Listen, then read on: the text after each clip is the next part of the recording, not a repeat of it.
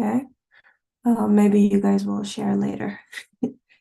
So Assalamualaikum everyone. We are on the 7th meeting of our study of the 29th word of the Risale-i Nur this week. We're working through the text with Dr. Yamina, kind of guiding us to a deeper understanding of what we're reading. We've gotten up to the third point. The 29th word, as we've gone over, is about spirits, angels, and the immortality of spirits, angels, and resurrection. So last week we talked a little bit about how we can live and reflect in our day-to-day life so that we can actually feel that angelic presence and actually conclude there must be angels.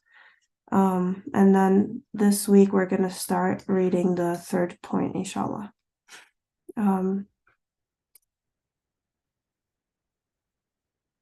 Okay, Sarah, I see that you might be able to give us a short summary. So if you'd like to go ahead, and if you're free, please go ahead. If not, maybe you can chime in later to get us a refresher.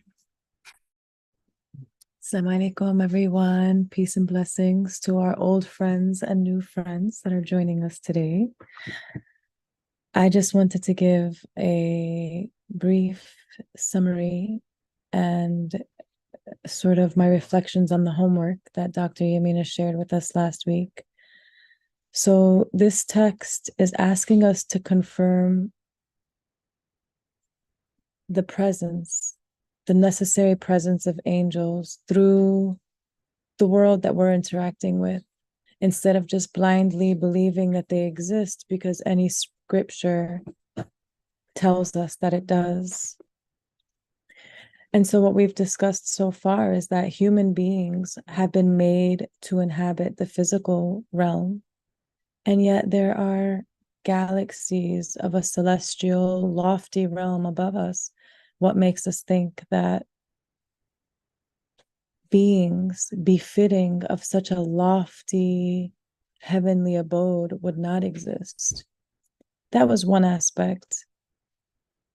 The other thing is we interact with water, food, cooking. We're constantly interacting with this order. We feel thirsty, we drink water. Water is on soil in a certain, with the sun, all of a sudden we see plants. So we see this order of how things are made, which is what we were discussing last week, sort of the laws or the pattern under which the world operates, through which the world operates. So what we were able to do so far is say, hold on, let's think about these quote unquote laws of the universe. The secular world will say, oh yeah, the universe does it, or it's just the order of how it's made is how a little bit more conscious language can term it. And now we're getting into, well, how is it that, and this was my homework for the week with another sister friend, we were contemplating clove oil for a toothache. Okay, so you have a toothache and then you put clove oil and then voila, the clove oil will make your tooth feel better. So we paused because Dr. Yamina said, okay, let's just take one cause and effect, because cause and effect is the language that covers the miracles. Let's just take one cause and effect and contemplate it more deeply. Is it possible that the oil itself knows how to operate in my body, knows where to go, has intelligence, or has power? Droplets, they're atoms. Do they have power? Do they have consciousness? Do they have knowledge to do anything? It's a silly question when you say it out loud. Like, No. Okay, so then how is it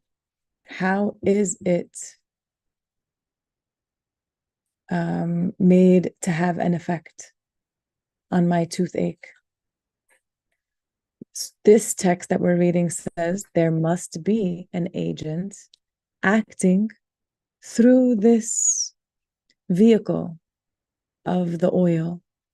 The Nursi text said that there is not any single atom, there's not any single thing created on earth that we experience, but that an angelic creature rides it like a vehicle, driving the decree of God. Matter in and of itself has no power because all matter is just atoms, and atoms have no knowledge. Atoms can do nothing. They are being operated on by something else that does act in the world, that is given permission to work and do the work of its maker here to drive the decree. So I know that's a lot. Feel free to ask your questions because I have a good friend, Kristen, here, and Lynn, that I see have joined us. And I thank you guys for coming. That's a little short, very heavy, big summary. I think we're on, I don't know how many sessions we've had, about 7 or so, maybe more. Feel free to add questions in the chat. We're gonna pause there and ask Dr. Yamina if there's anything you want to add to the opening or change from what I understood. And I'll just put it in summary. After we had that conclusion about the clove oil, we said it must be a clove oil angel. And I know it sounds cool to say it that way. For me, it does. And Nursi said it, if you can pull it up, Nurbanu, and it was tree angels. It was the word tree angel that came up in the third fundamental point, I think.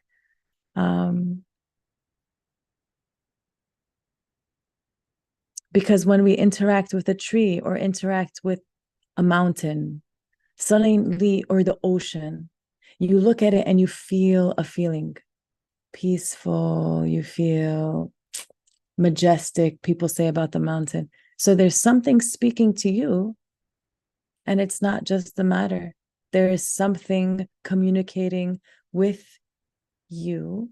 And now we are learning to decipher what these beings, spirit beings slash meaningful beings, how they operate in within the matter that is physical here. There's something beautiful happening, and we're learning to decipher it. And I'll pause there.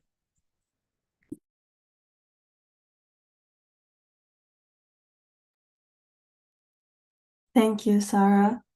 I didn't want to do too much on the screen. Maybe we can find it again in the text later. One thing that I wanted to share, and it's really short, is that I realized that if I didn't make an intention every day to stay with an experience like this, it was really easy to forget that I was trying to do that.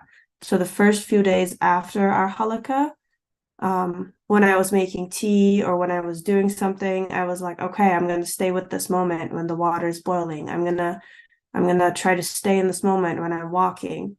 But as soon as I kind of put that on the back burner, I realized that like a few days passed where I just didn't think about it that way at all. So I know that one thing we keep coming back to is that the way we experience creation around us has to be intentional and deliberate. And that's just something like I'm going to keep thinking about going forward. I see Ziba, you raised your hand. Go ahead, please. Yes, alaikum.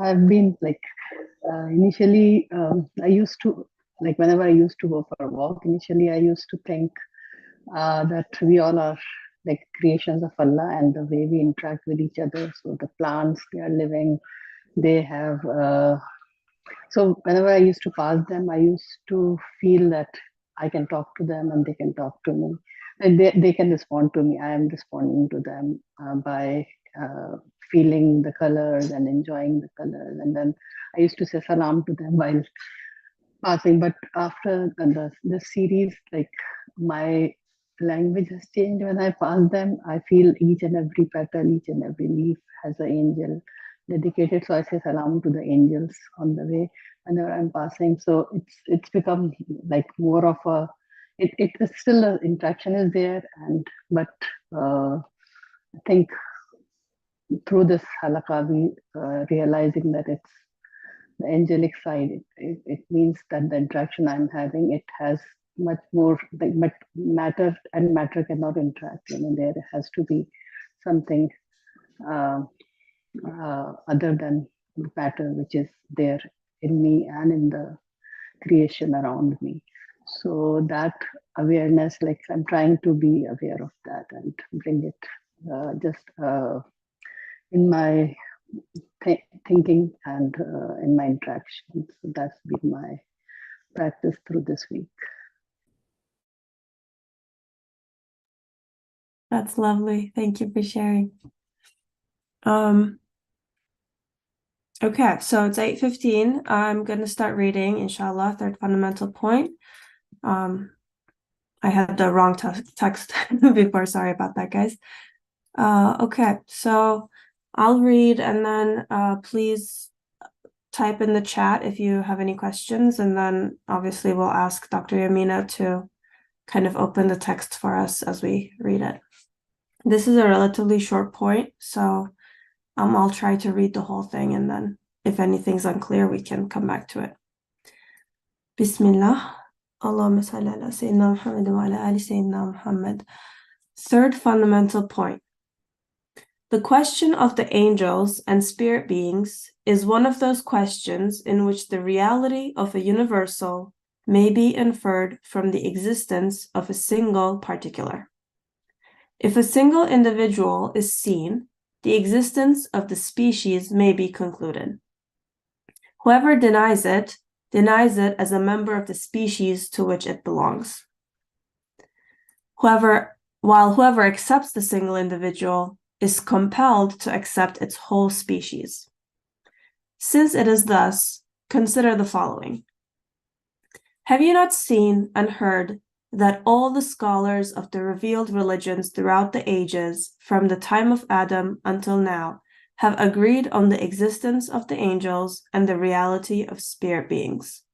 The different groups of mankind have concurred in having seen and conversed with angels, and in their narrations concerning them, as though they were discussing and narrating events about one another.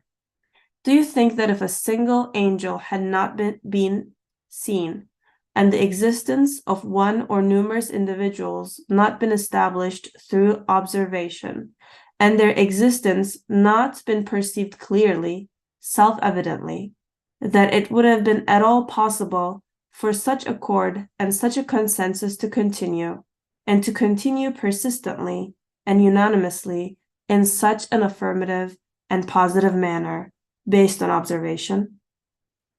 Also, is it at all possible that the source of this general belief should not be some necessary principles and self-evident matters? And is it at all possible that a baseless delusion should persist and become permanent in all the beliefs of mankind throughout all the revolutions it has undergone? Is it at all possible that the basis of the assertion of these scholars of the religions, of this mighty consensus, should not be a certain intuition and empirical certainty? And is it at all possible that that certain intuition and empirical certainty which result from innumerable signs, and those signs which have been observed on numerous occasions, and those numerous observations should not all, without doubt or hesitation, be founded on necessary principles? In which case, the cause and the basis of the assertion of the universal belief held by these scholars are the necessary and categorical principles resulting from the great number of times the angels and spirit beings have been observed and seen, which demonstrates the strength of the consensus. Furthermore, is it at all possible, rational, or feasible that the unanimous testimony of the prophets and saints, who are like the suns, moons, and stars in human society, concerning the existence of the angels and spirit beings and their actually seeing them, should be prey to doubts or be the object of suspicion? Especially since they are qualified to speak in this matter, it is obvious that two people who are qualified to speak on a matter are preferable to thousands who are not. Moreover, in this question, they're affirming a matter, and people who affirm a matter are preferable to thousands who deny or reject it. Is it at all possible for there to be any doubt concerning the statements of the Quran of miraculous exposition, the Son of Sons in the world of truths, which never at any time sets, shining continuously in the skies of the universe? And can there be doubt concerning the testimony and witnessings of the Muhammadan being the son of prophethood? Since if on a single occasion the existence of a single spirit being is verified, this demonstrates the real existence of the whole species. And since it proves the existence of the whole species to be true, for sure, the best and most rational and acceptable form of their real existence will be similar to that expounded by the Sharia, described by the Quran, and seen by the one who ascended to a distance of 2 bow lengths.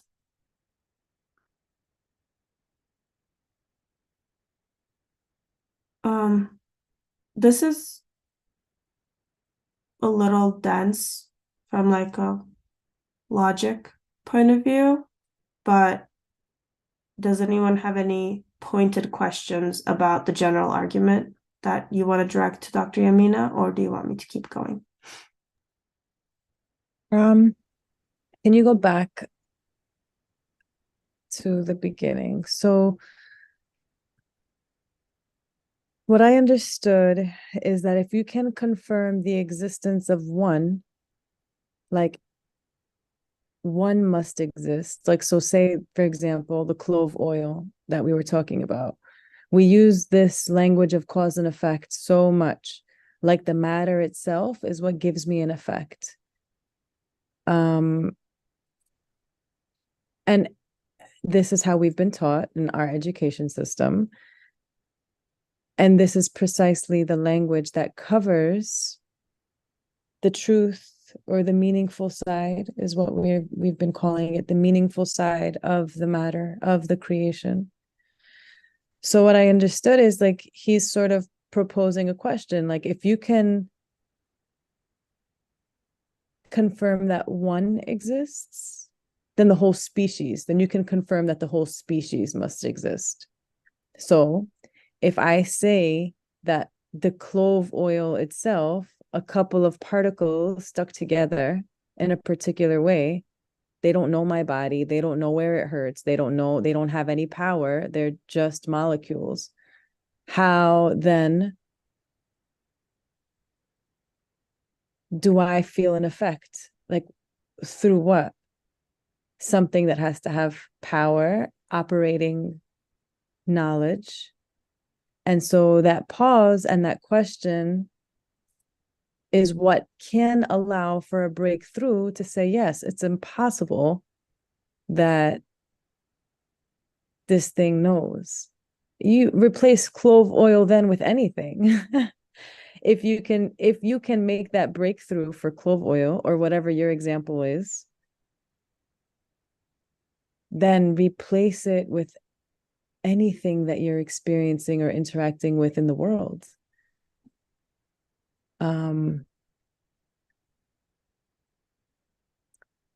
And I want to pause with that because the the conclusion of this is very impactful. It's a huge offering. Then you're not just drinking water, you're interacting with something. You're not just speaking to the plant, but there's something in the plant that's interacting with you. And that is a game changer as far as how we perceive everything. And I'm just going to pause there. I'm going to ask Dr. Yamina if you want to share something. It's very big. I would hate to gloss over this. If we can confirm the existence of a single experience and negate it, then we're opening the potentiality to an entire species of spirit beings that exists within and around and amidst us at all times.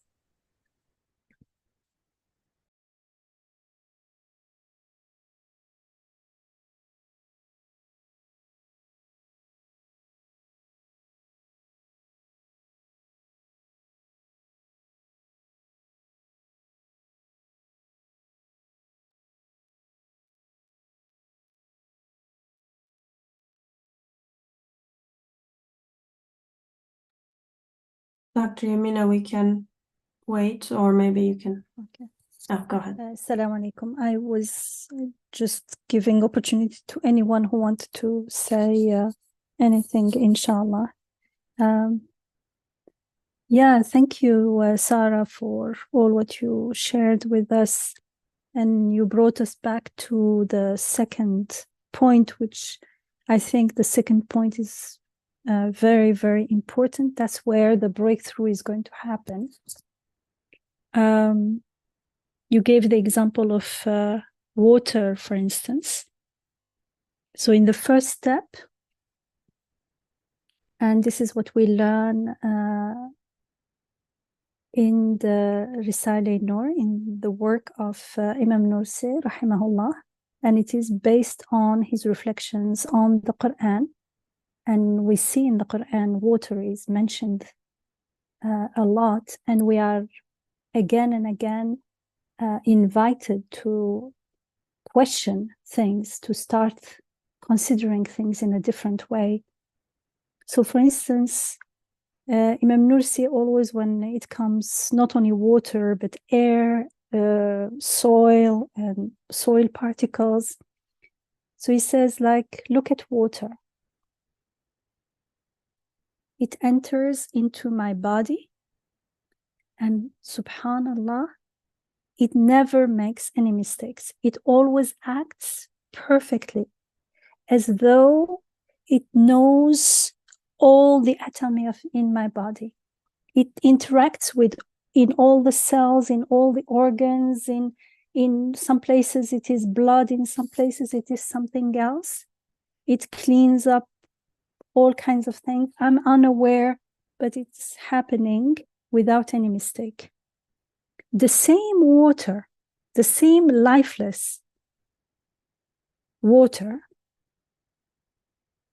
all human beings drink it. All kinds of animals and insects and all kinds of living beings and plants, it enters each one of them.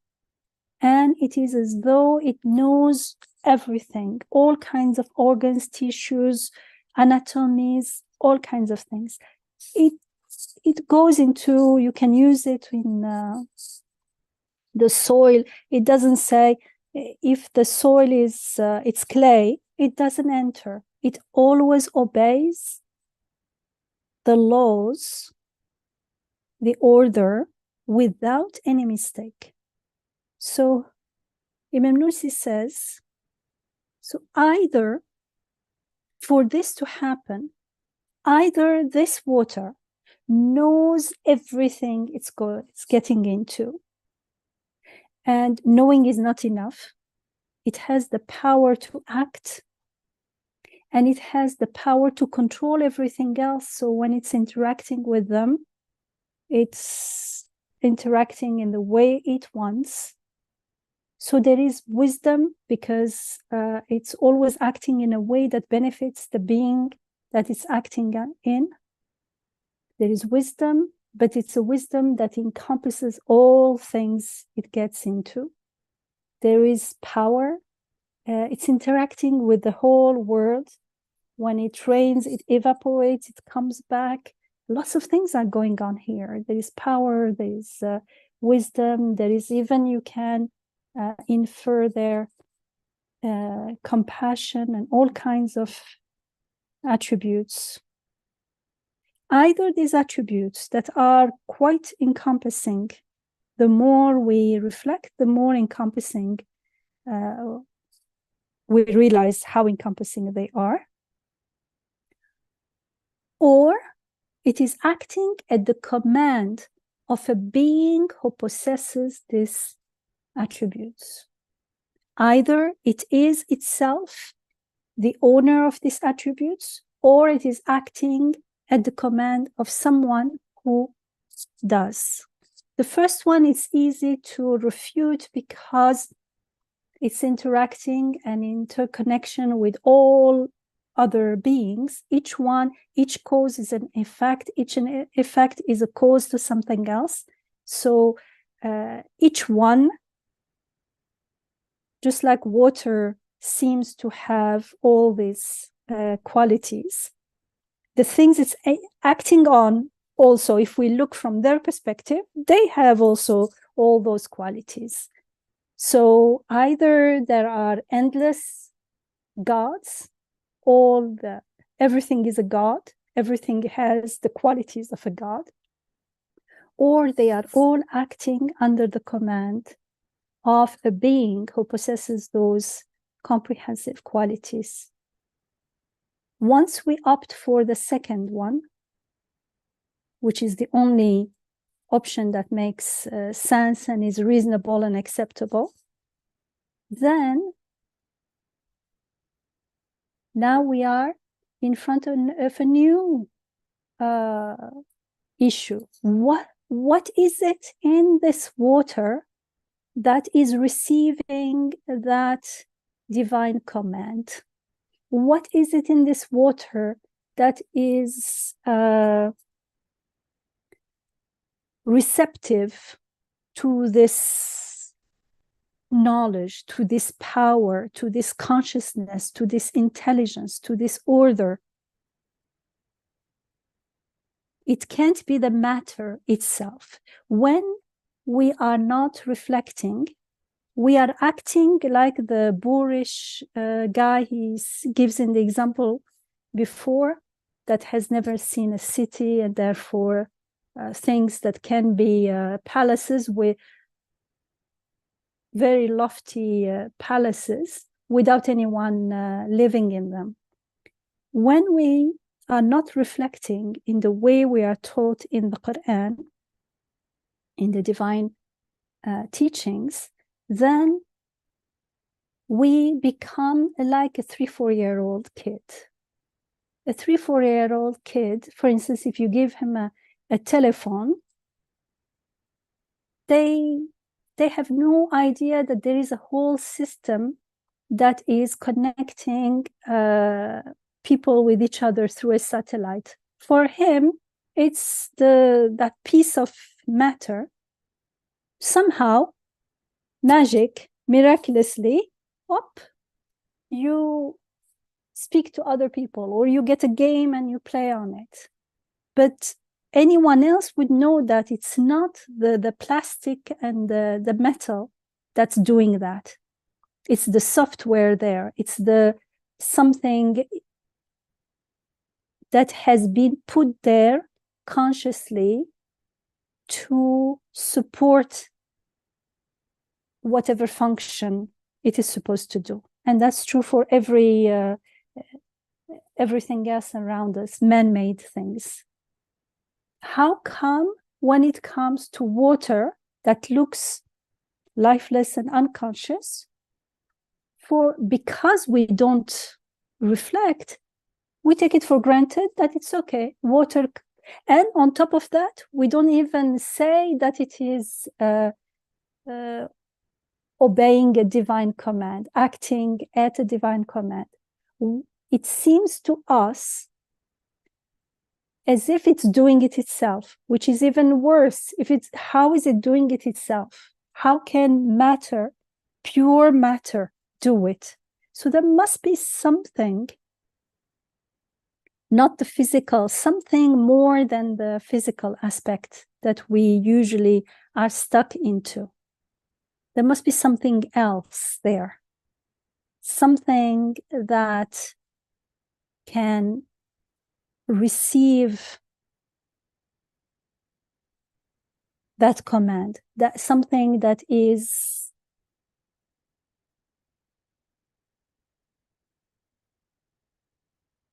more than just atoms. I mean, if things are matter only, they are all, everything, including human beings, we are all made of atoms. Most living beings are, a big part of us is water. And water is just, at the end of the day, they will say in science, it's made of atoms. How come we're all different? Not only human beings are all different from each other, but all kinds of beings are different from each other. There is a hierarchy of life, of consciousness, of all kinds of totally different creations, different existences. How can you say this is atoms? Clearly, there is something else here. Dr. Yamina, Yes.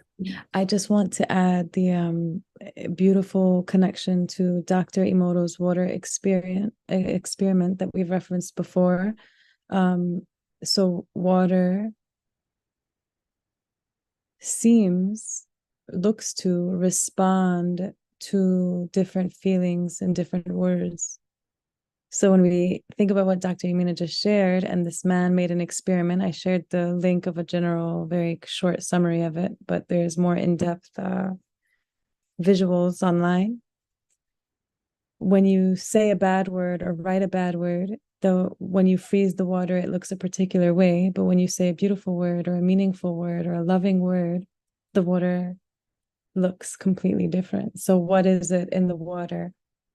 It is responsive. Mm-hmm. Mm-hmm. They even tried, a Muslim communicated with him, and they wrote names of God on different samples, and the guy doesn't understand what it means, right? But the different samples of water, the crystals were all beautiful, but all different. Different names of God, different crystals. Subhanallah. So the guy doesn't understand, but the water is receptive to that. Can you imagine? Mm. Something is going on here. It reminded me also of the Prophet ﷺ saying on Uhud, Inna Uhudan jabalun yuhibbuna wa nuhibbuhu.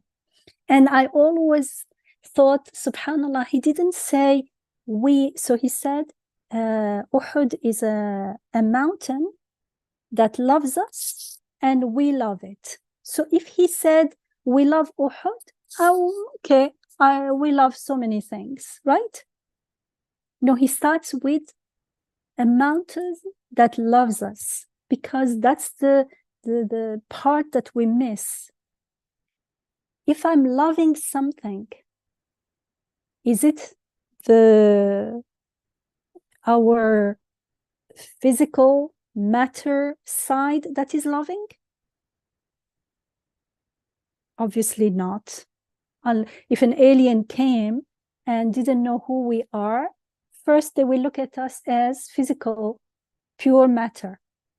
But if they are intelligent, and if they are wise, because intelligence is not enough, if they have wisdom, after a little while, they will realize that we are not pure physical beings. We have something else going on, because we communicate, we respond, we react to things that communication can't be matter to matter. So if we love Uhud, it means there is something in Uhud, in the mountain, that is lovable. It cannot be just something that is speaking to my soul, to my heart. So it cannot be just pure matter. There must be something else. And that's why if we love it, it means there is at least the potential that it loves us. Like when Ziba shared, when we are walking and we feel some affinity with some tree or some plant, there is something that attracts you, for instance. There must be something in it that is speaking to my soul. That thing, just like matter interacts with matter, the spirit interacts with something of the same kind, with spirits, with angels.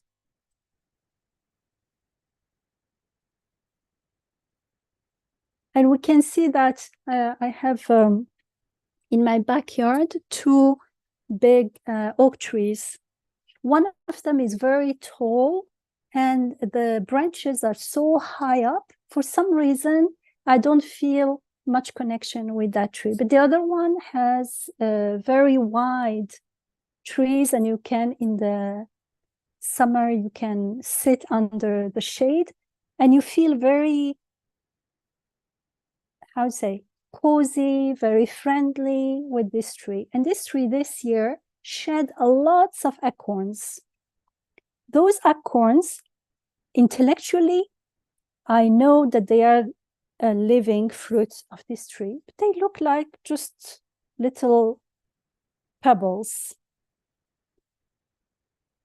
But then yesterday I was cleaning in the back yard, and I see one acorn that was in a little bit of water. There was a little bit of water somewhere, and that acorn, there was a green shoot coming out. So that acorn cannot be pure matter. Something there is in it that interacted with water, and life is coming, something that is alive and growing. So when I say it like this, it may not mean much, but if you take that acorn and sit with it and just ponder, just feel it, stay there, you will feel a presence. You will feel that there is something. It speaks to me, it communicates to me, with me. That's what we need to first start experiencing. And because what we experience, or how we experience the world we live in, is our true belief, not what we say. What we say and claim is our potential. At least I'm not rejecting. And maybe I even affirmed it, makes sense. But as long as it is not my experience, it means it did not fall down from the head into the heart, then it's not yet Iman. It's not my Iman, is what I live with. And that's why belief in the angels is so important, because when belief in the angels is weak or non-existent, it means in that gap it is filled with shirki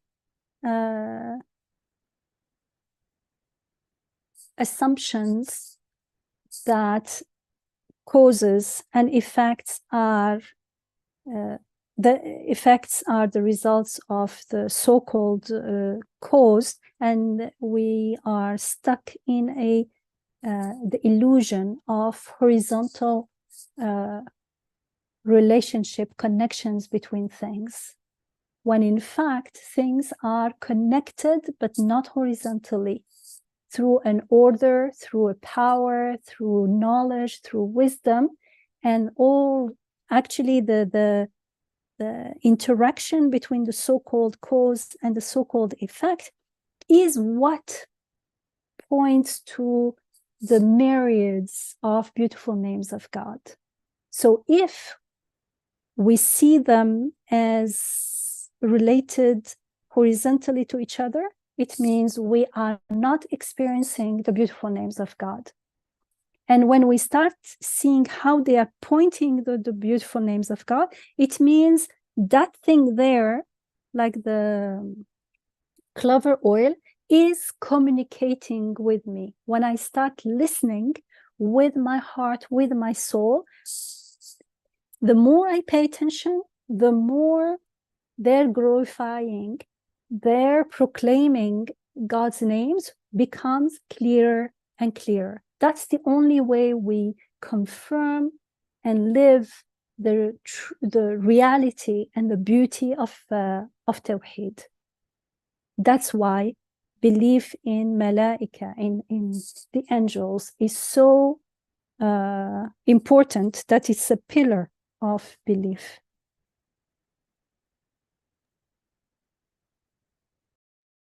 Thank you for sharing that, Dr. Yamina. The text goes on to emphasize, like, scholars, prophets, saints, and scripture have all clearly stated, experienced in terms of the humans, so the prophet, the saints, prophets, saints, and scholars unanimously agreed on the existence, the necessary existence. That means that they must have experienced them. And there's several narrations saying that they have physically experienced them. And the Quran also then guides the human being to become aware of what we wouldn't have been aware of without the guidance of scripture, telling us of this unseen yet necessary and empirical, was the word that he used, based on evidence, existence that you can confirm in a very empirical way with evidence.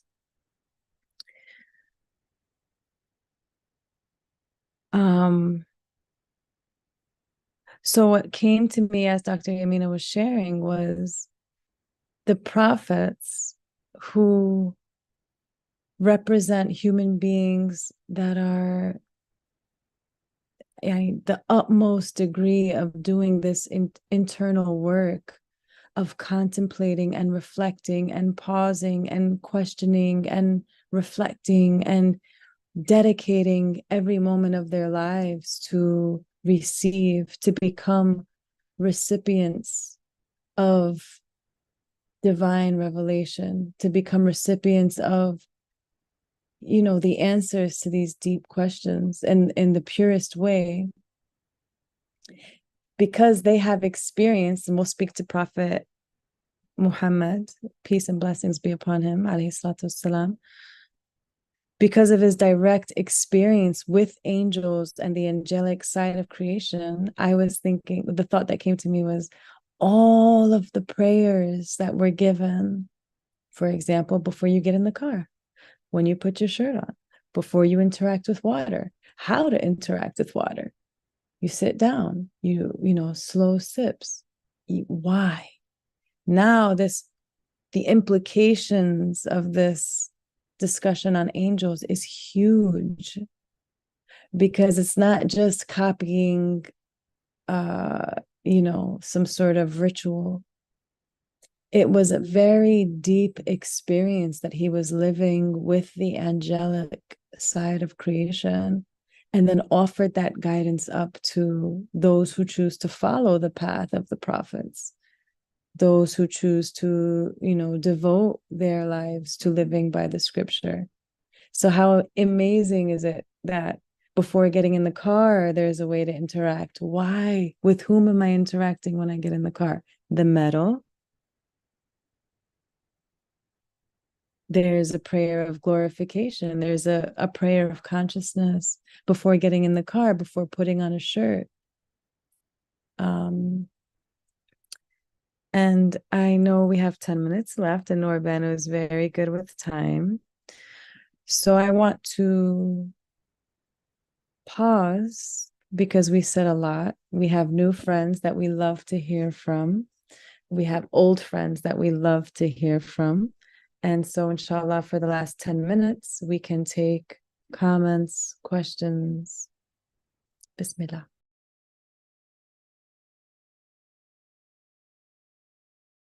Assalamu alaikum, everybody. Saira here. Jazakallah khair, Sarah. And earlier, I think there were reflections also. Dr. Yamina, I heard what you explained again, and in regards to matter and our existence, angelic references we had read about and thought of throughout the last couple of appointments here or our meetings.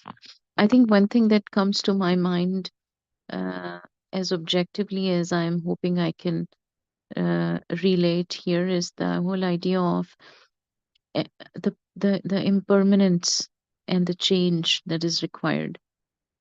So when we are looking at stability in something, room temperature, water temperature, a certain level of pressure or touch, sensations are dependent on the normal, typical, medically healthy, natural state in which Allah subhanahu wa ta'ala has created us, or allowed the chemical reactions to take place, and or physical force or physical mass to hold a space. But when we talk about invisible matter, to me, which is our ruh, our breath, and also, like I mentioned here, memories and emotions. There is a reason why it's called energy, mental energy. Evolutionarily too, the brain developed, and Homo sapient brain, as we know, is what it is if we were to follow the Darwinian theory of origin and all, which we don't, but just for the sake of the argument. And then we look at our existence through time developmentally. And then Isra, why we don't is because from all of the ulama or contemporary scholars, even where we look at it, even scientifically trained, the whole idea is, yes, you have some evidence with cause and effect, and this is Sarah, my I understanding. didn't want to interrupt, but I just want to ask, Sure. why do we even bring up the theory of evolution? I'm not saying why not, but why?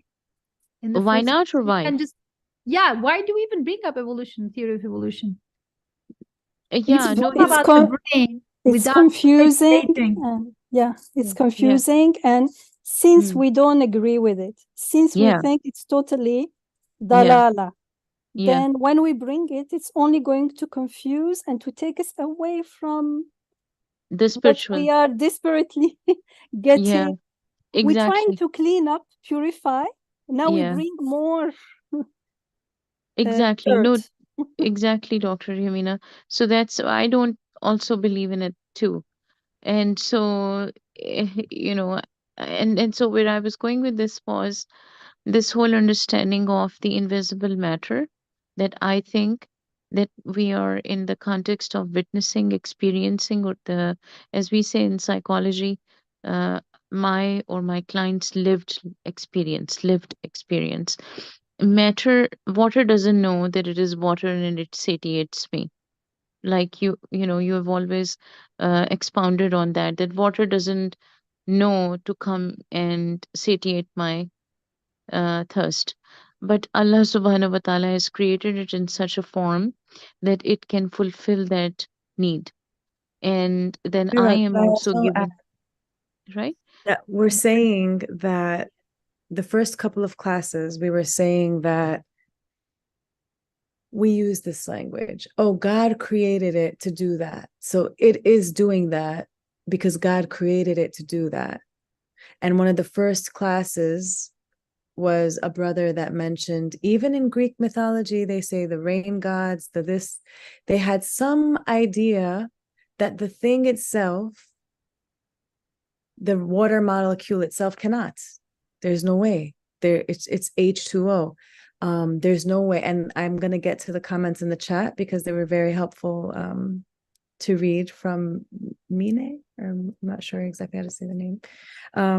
So we have to be careful with the language because the language itself covers the truth. And right now we're trying to uncover, like Dr. Yamin is saying, purify the language that we've been using. Because in the first couple of classes, we were saying, like, the people that study religion say, oh yeah, God does it. We know that he created it, so God does it.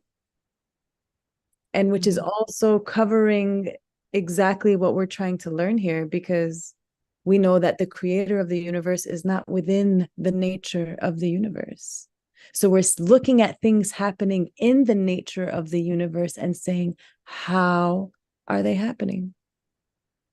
And now we're learning this big, huge category of angels / spirit beings that are the workers, the doers of God's decree on earth.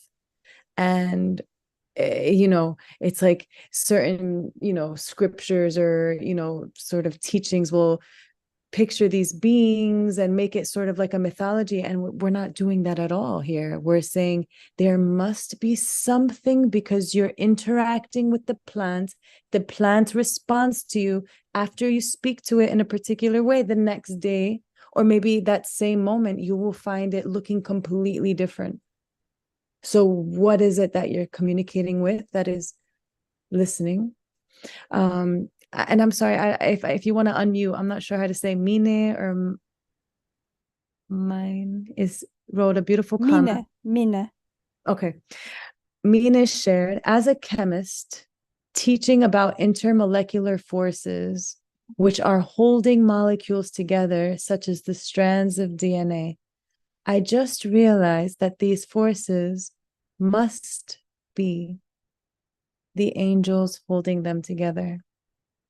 And I love this language because it's like, must be is not, oh, God did it. What else can it be? It's like you've gone through the process of saying, can the strands themselves hold together? Well, how do the strands know what to hold, how strong to hold it, the perfect amount of strength so that it doesn't let go, but it's not too strong? But I love that comment. Thank you. I loved what you shared, Sarah, about memories, something to sit with and contemplate, memories and emotions. Mine also shared, and there is a whole chapter about the chemistry of H2O, hydrogen and oxygen, in chemistry books, shows how such a small molecule has such amazing properties. And the word properties is important because it's what Dr. Yamina was sharing about qualities, which is the name, which is the Quranic concept that there is not a single thing that is created by the creator except that the qualities, the attributes of the maker are necessarily infused in some way in them. And that is what we are interacting with. Something that is beautifully displaying, chanting, saying these beautiful properties and qualities, and it's disclosing them to us. I see that Isra also shared a Receiving Nur link about anybody who had the questions on Islam and evolution, what we have to share about that on Receiving Noor. And we have a few more minutes, alhamdulillah, for any additional comments or questions.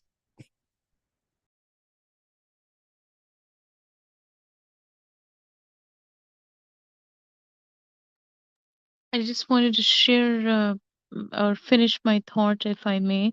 If another sister would like to go, that's fine. But I'll wait, inshallah. And I know we are short on time also. I will just remind what I have just typed here. It would be so nice. There's so many comments here, nice comments, and if we could carry them over to the YouTube, this video will be available on Receiving Noor YouTube channel. It's being live streamed now. So if you could just, copy the comment you typed here and then, save it or just post it under YouTube video, which will be available as shortly after the class finishes. That will be so helpful. Then these comments can stay there, so then it will be good to preserve them.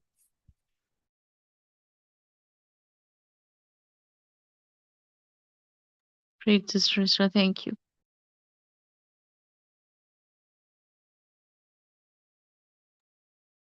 Saira, you can go ahead and finish your comment, and then we can wrap up, inshallah. All right, thank you. Thank you so much, Noor.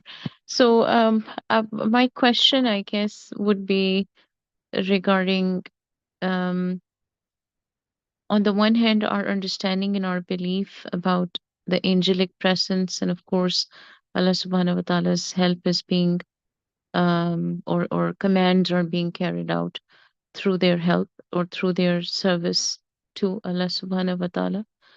At the same time, the human contact with the matter, all matter, whether we have built it now in the contemporary times over centuries, the technological advancement or the just natural matter, plants and waters, um, uh, interaction with us, or their category as sustenance for us, vegetables, animals, earth itself, clouds, rain, water, again.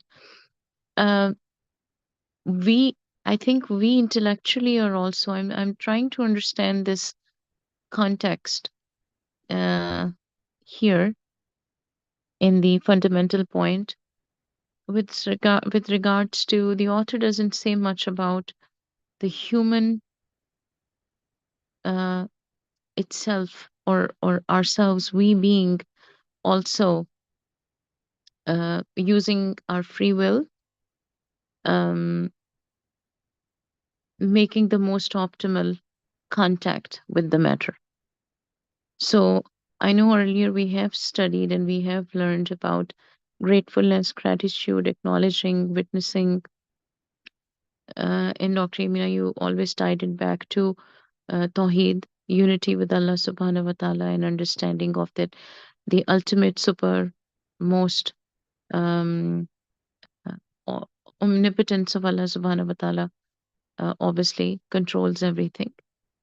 But I think there is one line here that I wanted to maybe draw attention to, that since if on a single occasion the existence of a single spirit being is verified, this demonstrates the real existence of the whole species. I guess I was caught up there. And then it says, and since it proves the existence of the whole species to be true for sure, the best and most rational and acceptable form of their real existence will be similar to that expounded by the Sharia, described by the Quran, and seen by the one who ascended to a distance of 2 bow lengths. So again, I think my direct call to Allah subhanahu wa ta'ala is my prayer, right? So yes, of course, perhaps I don't know, but I do believe that angels do pray for us. We know that from Quran. But do my prayers get carried to Allah subhanahu wa ta'ala? That is also, I've heard that if I pray for my loved ones who have departed, that my prayers are carried to them. But is there a direct contact between me and Allah subhanahu wa ta'ala? And is there a direct contact between me and the matter that He created for us?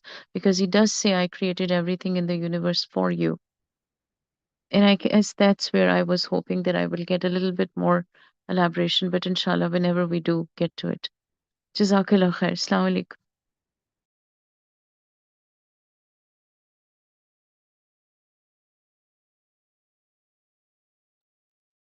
Thank you, Syra.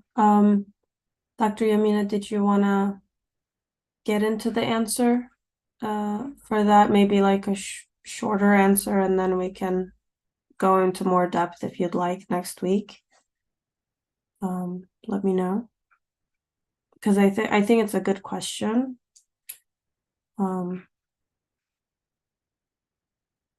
We are at 9:05, so that's a good question, but go ahead.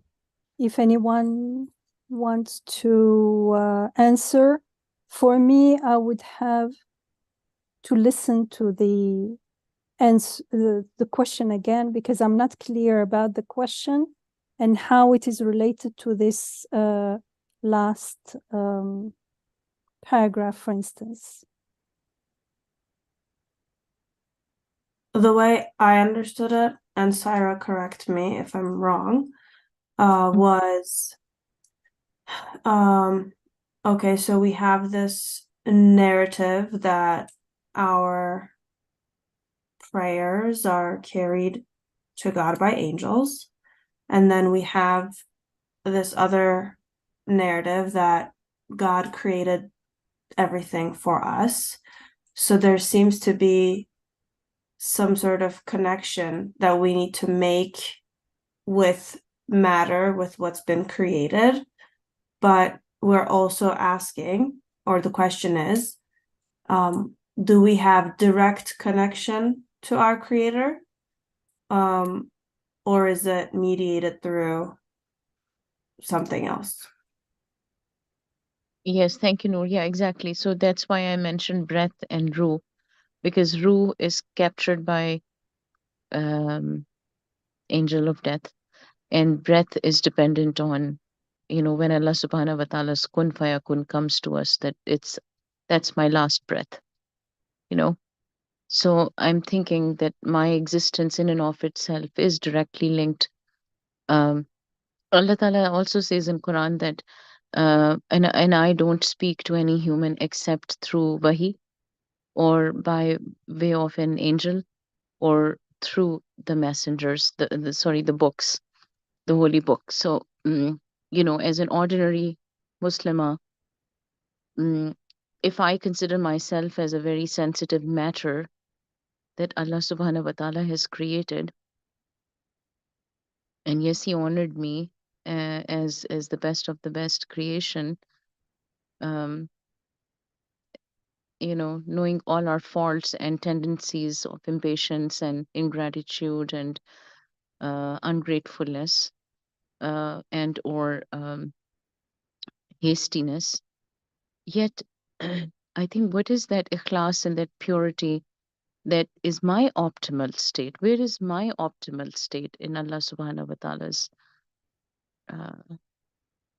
view? And yes, we know it from hadith and also from Quran, that who are the best of the best believers, women or men. But in this abstract sense of matter, just like plant and water does or do what they are supposed to do in their optimal state, become good feed for us, or water for us, or just be beautiful and exist in their uncontaminated forms and healthy forms, in sync with natural elements that are necessary for them, like flowing water is important so that it stays clean. Plants need to have certain fertilized soil and sunlight and adequate amount of water, not too much, not too little. But my existence as matter, where does that, is it still dependent on,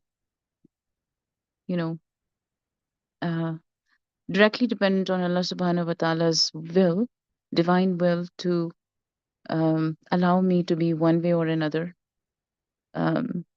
maybe Dr. Imina, I'm not able to state it exactly the way I'm intending my question, but whatever you would share, I think it'll help me. Jazakallah khair. Jazakallah khair. Assalamu alaikum. I'm not sure I am following, and honestly, I don't see the connection with this third point. The whole thing is what we are learning here is how to confirm the existence of angels through our interaction with the world, with the creation, in a different way, in a contemplative, reflective way, so that we start realizing that there are things that we take for granted that we never questioned. So when we say water, we usually imagine matter, H2O, but in fact, that being there, just like we are not flesh and bones only, that being there is also not only a molecule, H2O or some atoms. There is something else in there that is receptive to the divine command, that it is acting flawlessly and universally without any mistake. When it comes to us, so there is matter, there is the angel. When it comes to us, there is matter and there is the ruh, the soul. The difference is the angel has consciousness, but no will. It obeys the divine will without any ever يفعلون ما يؤمرون.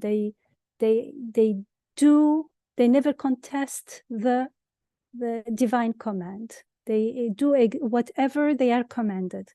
When it comes to human beings, in the second point, he says that just as human being is a nation,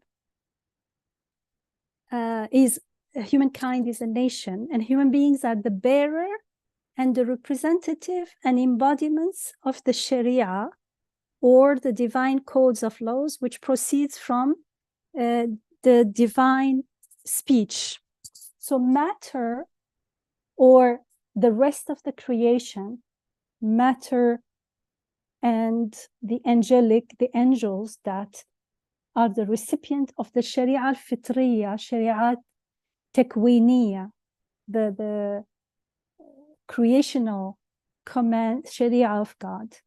When it comes to us, our matter side is part of the rest of the creation. Our ruh, our will, we are given free will. That's why we are self-conscious. We can even, we are aware of everything else. That's why we have the potential to be the representative of God. We have the ability to represent the whole creation, all the angels in their glorification of God and proclaiming his beautiful names. That's our potential. Now, how to develop that potential, there is only one way. Yes to the divine will, to totally surrender, submit to the divine will. The more we submit, the more we surrender, the more we will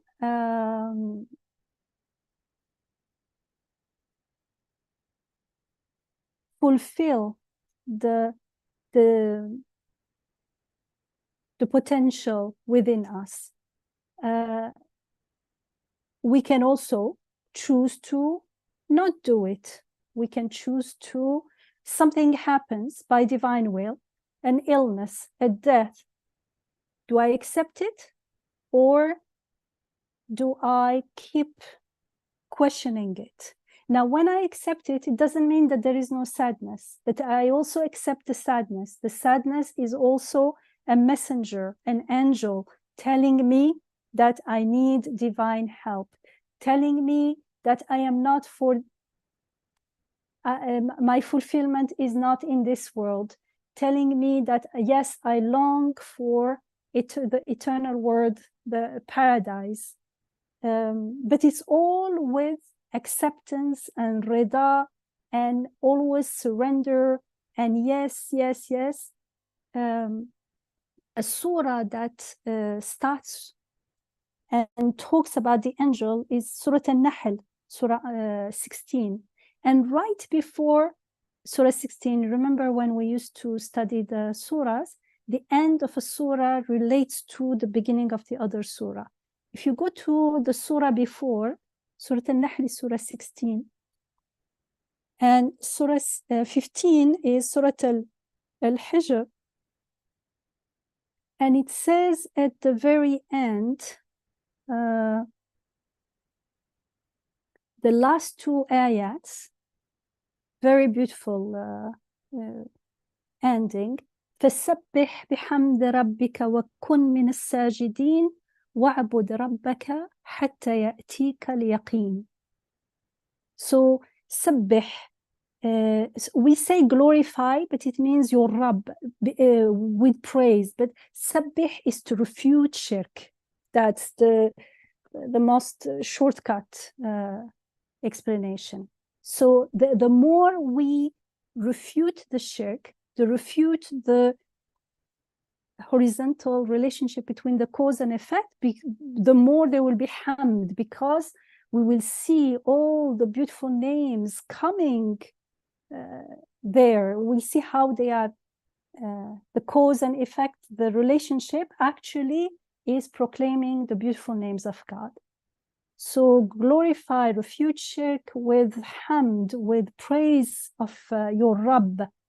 It doesn't even say Allah, because often Allah is still not clear in our experience of the world. My Rabb, the one who is sustaining me through this water, I can see how he's not only sustaining my body, he's sustaining my body, and through that also sustaining my ruh, the purpose of my being here. وَكُنْ مِنَ السَّاجِدِينَ, and be among those who bow down, who are in sajda. And in the next surah, in Surah 16, you will see how we are told everything that exists, everything that is created is in sajda. It is to be in sajda, in prostration before God, is symbolic of utter surrender. It means I am zero. I have a little power, a little knowledge. No, I have zero knowledge. I have zero power. But I know some things. I only know what I've been made to know. And if Allah decides that I will forget them, I won't be able to remember anything or understand anything. Clearly, they are not mine. So وَكُنْ مِنَ السَّاجِدِينَ, and it is using the amr, the imperative, and be among those who prostrate. وَعْبُدْ رَبَّكَ, and worship your Rabb until certainty comes to you.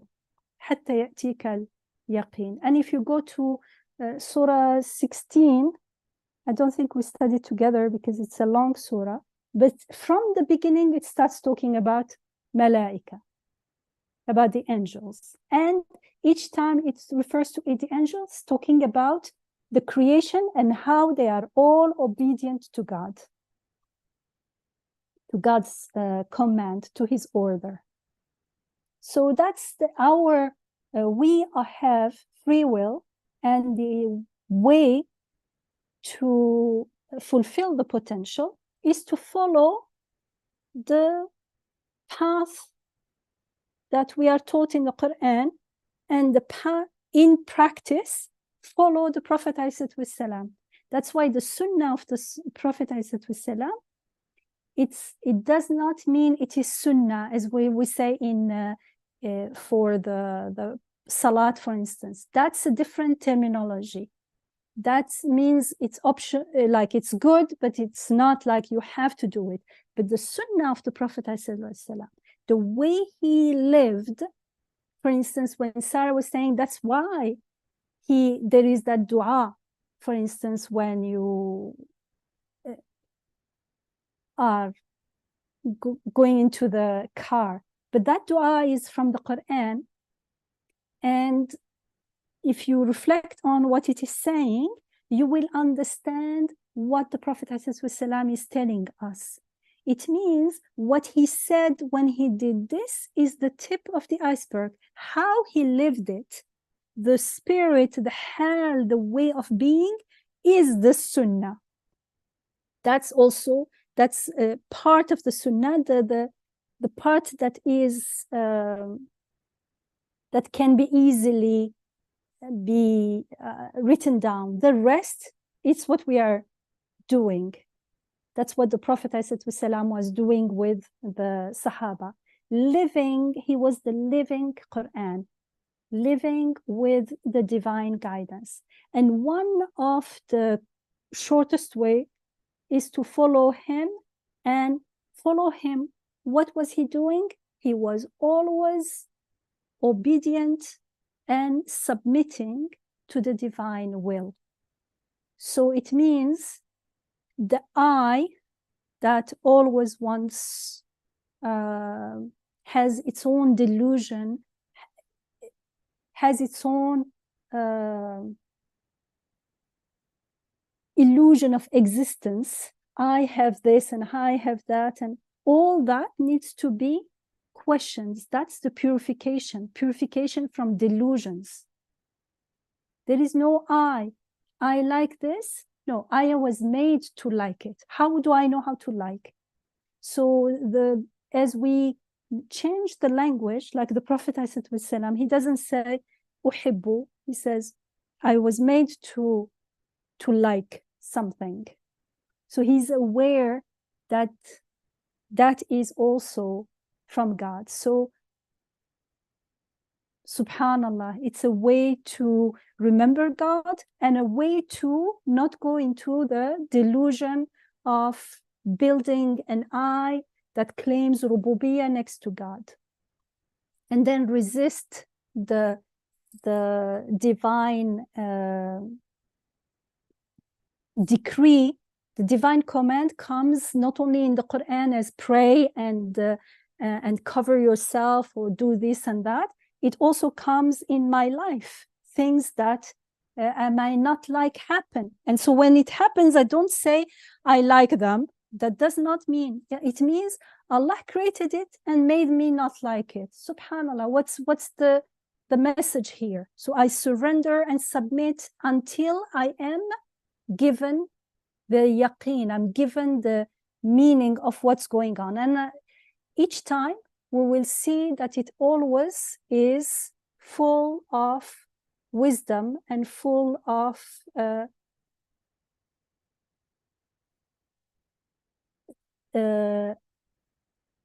messages that prepares us for our true purpose, which is not in this life,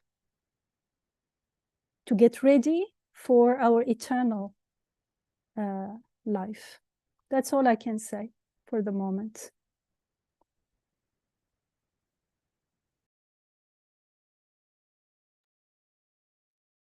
Jazakallah, Dr. Yamina.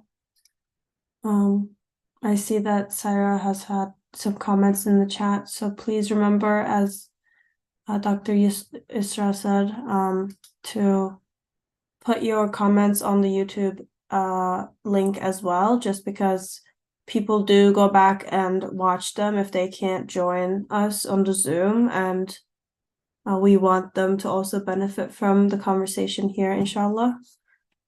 It's nearing 9:30, so I want to respect you guys' time. I know So it's thank you, late, Nurbanu, but just Yes. I opened now the beginning of Surah Al-Nahl, and just the first two surahs, it says, أتى أمر الله فلا تستعجلوه سبحانه وتعالى عما يشركون. God's judgment is coming, so do not ask to bring it over, bring it on sooner. Subhanallah, again, we are refuting any shirk. Glory be to him. He is far above anything. He's above anything they join with him, anything they commit shirk with. ينزل الملائكة بالروح من أمره على من يشاء من عباده أن أنذروا أنه لا إله إلا أنا فاتقون. He sends down, remember he said, make tasbih and surrender and worship God until certainty comes to you. He sends down angels. Actually, he sends down angels. No, I don't like this translation at all.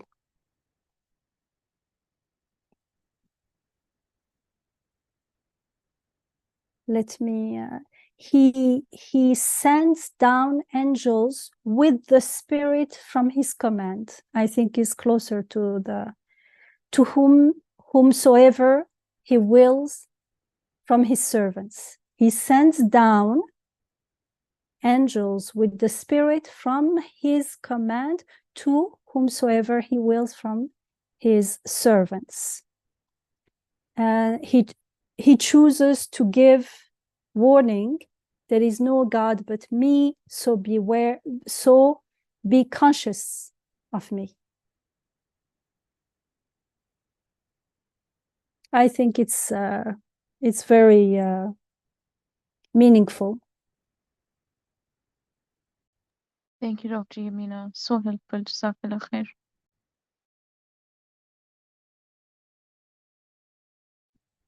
We can stay with these two verses, inshallah, because Yeah, it of does course. tie in a lot of what we've discussed so far for the next week. And inshallah, Nurbanu, I'll let you guide us to close. Yeah, and remember that it's the last two verses of the previous surah also. So that's something maybe we can think about going into the next week, inshallah. And then next week we'll start with the fourth fundamental point.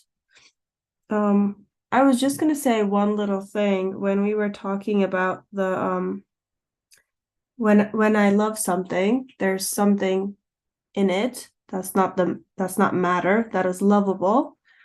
My grandfather passed away like 8 years ago, and he had a lot of plants that he took care of. And when he passed away, nobody could keep taking care of the plants, because they were like very special to him, and he spoke to them, and he was very loving to them. And my family was like, the plants grieved him, you know? So I think like that was just something that we witnessed, and now I'm seeing that there was like this angelic side of things to it.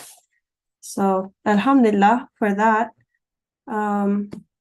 Okay, so I'll finish here. And please don't let your comments get lost. Copy paste them on our YouTube channel. We do have a WhatsApp group separately if you'd like to be involved. Please get in touch. We will include you there for weekly contemplations and reflections and stuff. So سبحانك لا علم لنا إلا ما علمتنا إنك أنت العليم الحكيم وآخر دعواهم أن الحمد لله رب العالمين. الفاتحة على رسولنا صلوات.